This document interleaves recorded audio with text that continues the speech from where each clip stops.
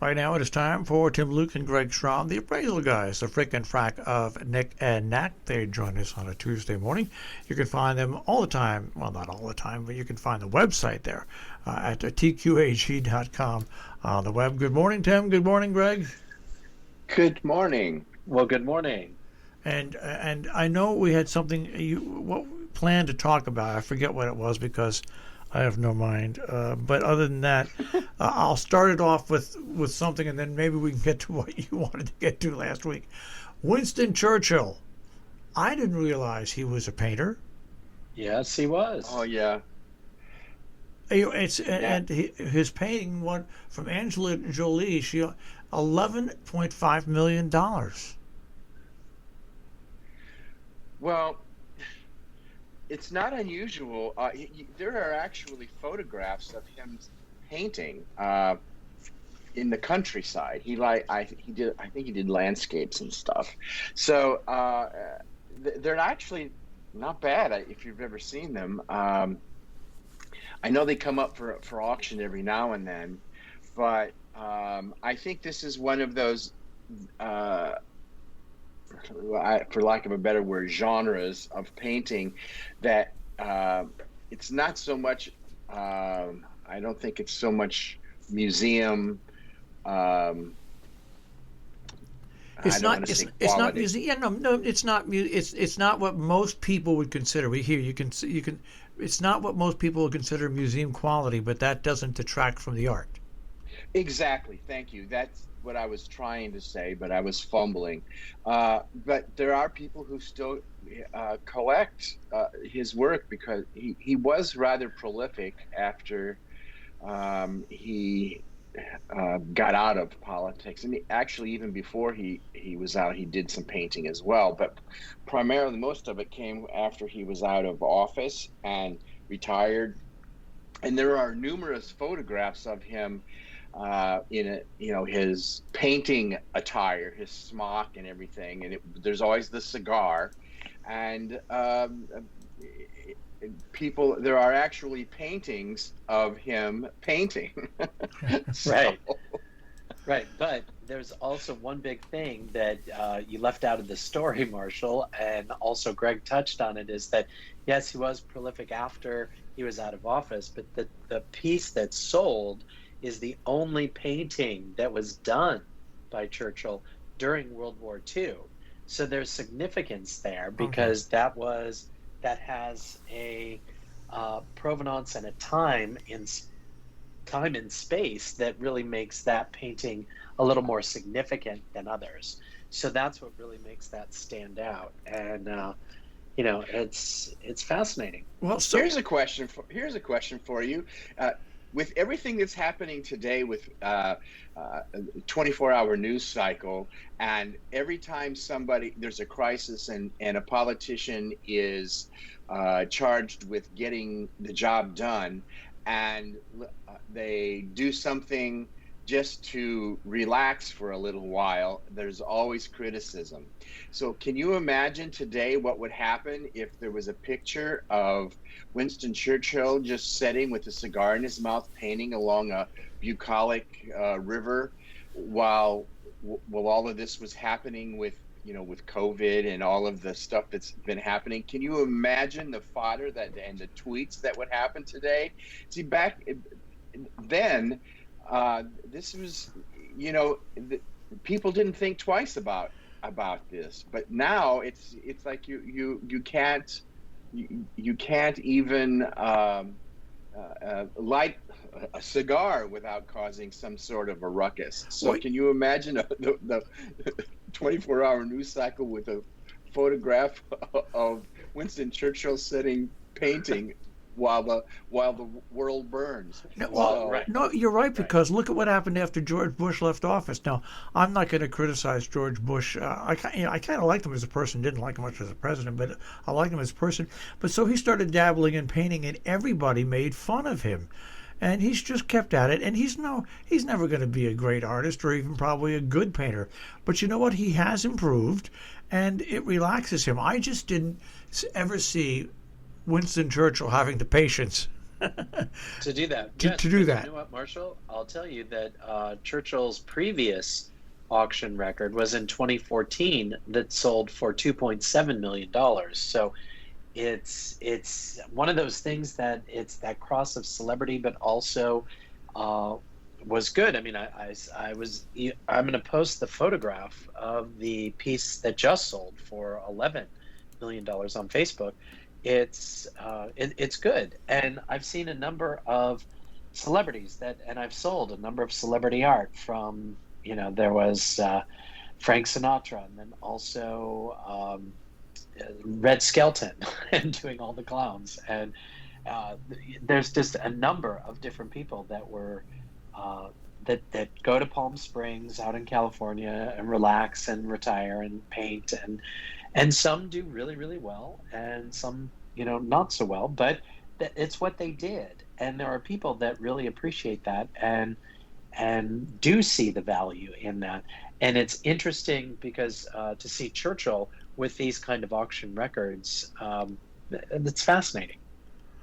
Yeah, Sam Posey, former race car driver who lives here in Sharon and sports commentator, became a huge painter, and his paintings sell all over the country, and it's just I don't have, I guess because I wouldn't have the patience just to sit there and Right. paint. But you think of Winston Churchill's bulldog attitude, and Yes. I've seen the picture. I saw the picture that sold, and it is a soft, beautiful picture, and it's not something you would expect to come out of the hands of a very No. gruff, authoritative guy. That's all. Well, I think a lot of that, this is my own personal opinion, but I think a lot of that has to do with that he had so much on his plate and on his mind, and so much in his psyche that he wasn't able to express publicly as a public figure, that when he was by himself, I believe that this is I think this was the impetus for him to escape from all of that. And frankly, I think some of his paintings are really, really nice. And, people always make fun of artists who are, are self-taught, or they just paint a particular genre. Like some people only paint flowers, and some people only do landscapes. But I believe that when someone jumps into this is their private time, and this is how they escape the rigors of their professional life, if this is what they do as an avocation rather than their vocation. All right. So now, what were we going to talk about last week that I prevented you guys from getting to? Do you remember? Oh, yes, museums selling off art Museums. during the COVID thing. Yeah. Well, it actually started before then, Yeah. but it was exacerbated by what's happened with the pandemic, and a lot of layoffs at museums, and so a lot of museums have had to tap into their endowment, which, an endowment by its nature is not really meant to be touched. It's meant to increase in value, but it's supposed to also be for the conservation and the collection. But they've had to dip into it in order to, some of them, to stay afloat. So they've been trying to pay some salaries and keep things going. But the argument, which started way before the COVID thing, but which just really brought this out really to the fore. It seems like it rears its head about every 10 or 15 years. And now it's starting to come up again because of the need of museums to stay out, to keep their doors open, and to maintain their mission. So it's been pretty quiet the past week or so, but there are still things. I think the other shoe is going to drop anytime soon, because people people need a release, like we were just talking about, like Winston Churchill for painting. But people actually need to go into museums. They need some downtime. They need to. This is why I think museums are so important, and why it's so necessary that people experience beauty, and why people have such a strong feeling for museums getting rid of art. Because let's take, for example, the Sunday in the Park painting, which is at the Chicago Institute, it's one of my favorite paintings, and it was breathtaking to see the first time I ever saw it. And it's still, when you walk in and you see this, it elicits something undescribable. It doesn't matter what your feeling is when you're going in there. As soon as for me, when I see this painting, something happens. And that's what art has, that's what art can do for people and what does for people. And I think people are in an uproar if their museums which they give a little bit of donations to annually, when they find out that some of the collections are being sold off to either buy something else or pay salaries in this time. But I think ultimately what will happen is there's going to have to be a balance struck between selling or deaccessioning and selling something to buy something or to keep something going, because a lot of people don't realize that a museum doesn't just house a collection. They have multiple collections of different time periods, different artists, different genres, and each of those collections are usually the best of the best. And if you need to if you get in a financial bind and you're not managed properly, that's one thing. But if you are managed properly and you get in a bind, I think that what will end up happening is, since they've relaxed these rules, I think they need to really, with a fine-tooth comb, make sure that it's just not a willy-nilly thing that they sell off, that it's something that is way down the food chain in a collection that is going to allow them to buy something that's the best in their collection, in that particular collection. And I think it would, people would stomach it a little easier if it were approached like that. But that's my opinion. Also, if you approach it by taking a look at, well, let's play the devil's advocate. Okay, we don't sell any of this and we all go out of business. What's going to happen to all that artwork? I mean, let's go to the other extreme. So somebody has to take care of it. It boils down to money, and it boils down to the haves and the have-nots. And I think what the fear is, when I say the haves and the have-nots, it's the people who have unlimited wealth that can buy these things, that can squirrel them away so the rest of the world can never see them again. That's the major fear, and I understand that. But then there are the have-nots, the people like us who don't have unlimited quantities of income, where we can just afford to go to a museum and pay whatever it is and make a small donation just to see these magnificent pieces of human history.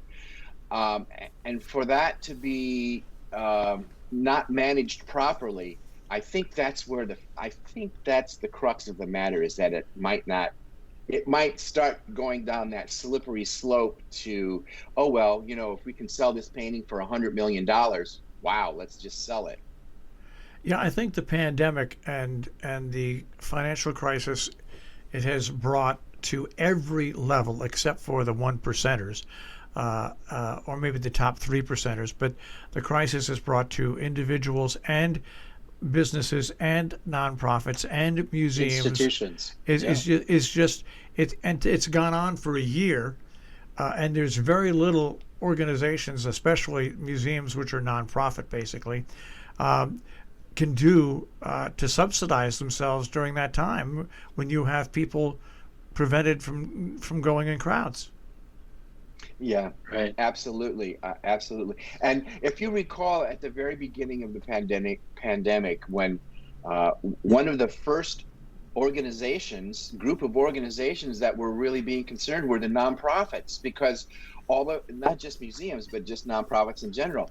What That's how the majority of nonprofits in this country work, and that is on donations. And when this happened, all of the fundraising virtually stopped dead in its tracks. And it's going to take a long time for that to recuperate. And it's going to be a slow climb, and it's going to be a slow, steady climb.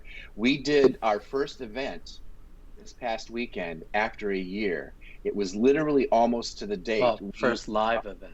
First live event. Our last one was last Valentine's Day, the Heart Ball on Palm Beach. That was it. And 2 weeks after that, everything just stopped completely. And this was our first live event, which was socially distanced. Everyone wore masks. It actually turned out to be a very nice event, and they raised a boatload of money. Huh. And I think part of it was because everybody was so excited to get out and do something for the first time. But I think it's going to take a long time to get back to that point where we are comfortable in knowing that we can experience these things, and that we as the Americans, if we want to support the arts, we actually have to do it on our own, and we can't expect only the 1%ers who would end up